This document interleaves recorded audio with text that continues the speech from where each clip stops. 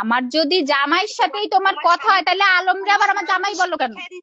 কিছু সময় তুই আইসিস নিউরোসায়েন্স হসপিটালে, তারপরে তুই শুটিং, তুই তো আসিস নাই। আমি রইছি কার কথায় জানিস? আলমের কথায় না। ওই আলমের কথায় আমি হসপিটাল ছিলাম না, আমি ছিলাম মার কথায়, যে তুমি থাকবা।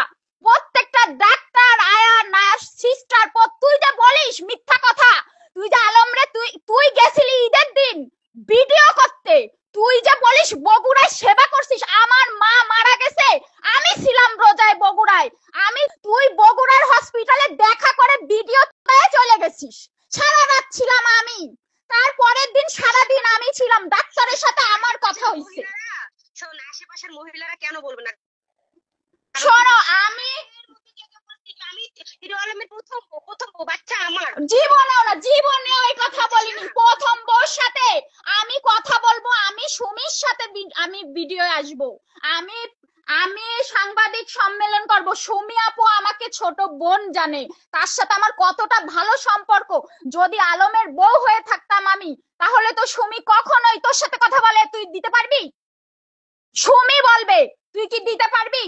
তারপর তুই যে বলিস তুই হসপিটালে, তোর সাথে আমার 2 দিন দেখা হয়েছে, তুই আমার হাত টেনে ধরছিস যে তুমি থাকো, আমার শুটিং আছে, আমার বাচ্চা অসুস্থ, তারপরে তুই চলে গেলি। তোর সাথে তো আমার ভালোভাবে কথা হয়েছে বসে, তারপরে তুই ঈদের দিন আসলি, আমি বাসায় গেলাম, আমারে মা মা আমারে বলছে যে তুমি থাকবা, যত টেস্ট হোক যা হোক সব জায়গায় আমার সিগনেচার, আমি সব জায়গায় গেছি। তুই মিথ্যা কথা বলিস কিভাবে? তুই মসজিদে উঠে বলতো, তুই মসজিদে উঠে বল, কোরআন শরীফ ছুঁয়ে বলতো, তোর মেয়ের মাথা ছুঁয়ে বলতো, তুই 2 দিন আসছিস হসপিটালে, আমি তোরে 10টার সময় বলে গেছি রিয়া তুমি একটু বাবারে এইভাবে খাওয়াইও, তুই কি আলমরে বলছিস ভুলভাল খাওয়াইছিস, আর পরে তুই ঈদের দিন আসছিস, প্রত্যেকটা মহিলা তোরে বলছে।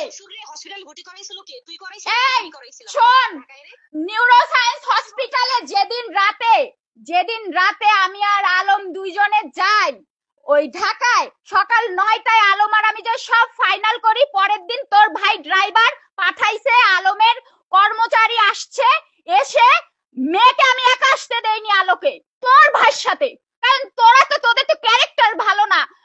ওখানে জনিরে আমি বলছি জনি ভাই আপনি এসে মেয়ে দিয়ে যাবেন, তারপরে মেয়েরে দিয়ে গেছে, তখন ঠিক আছে বললো